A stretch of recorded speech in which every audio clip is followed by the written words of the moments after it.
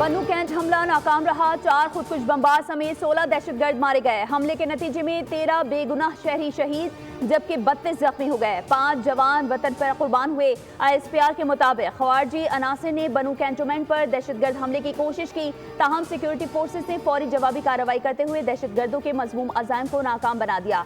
तर्जुमान पाक फौज के मुताबिक हमलावरों ने 2 बारूद से भरी गाड़ियां हिफाजती दीवार से टकराईं। पाक फौज के जवानों ने हमलावरों को निशाना बनाया और 16 दहशतगर्दों को हलाक कर दिया। तहकीकात में वाज़ेह तौर पर साबित हुआ है कि हमले में अफगान शहरी बराह रास्त मुलविस थे। मनसूबाबंदी और निगरानी अफगानिस्तान में मौजूद खवारिज के सरगना कर रहे थे।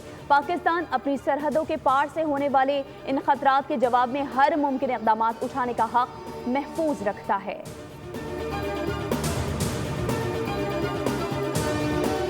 और चैंपियंस ट्रॉफी का दूसरा सेमीफाइनल, न्यूजीलैंड ने जनूबी अफ्रीका के खिलाफ रन्स का पहाड़ खड़ा कर दिया। 6 विकेटों पर 362 रन्स का टोटल स्कोर बोर्ड पर सजा दिया। जनूबी अफ्रीका के हदफ के ताक़ुब में बैटिंग जारी। रिचन रविंद्रा और विलियमसन की शानदार सेंचुरीज।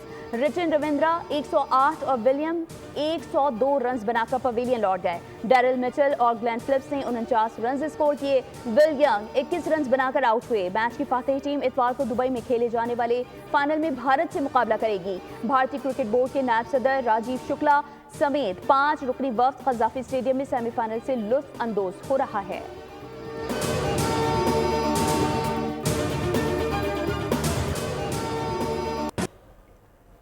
मुस्तफ़ा आमिर कत्ल केस से मुताल्लिक़ कौमी असम्बली की क़ायमा कमेटी बराए दाखिला का खुसूसी इजलास तलब कर लिया गया। इजलास 7 फरवरी को कराची में होगा। सदारत क़ायमा कमेटी के चेयरमैन कादिर पटेल करेंगे। पुलिस हुकाम तफ्तीश पर ब्रीफिंग देंगे।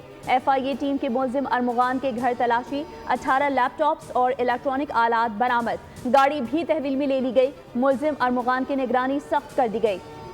सेल में 4 कैमरे नस्ब। पुलिस के मुताबिक लॉकअप में लगे कैमरों को आला अफसरान बराह रास्त मॉनिटर करेंगे।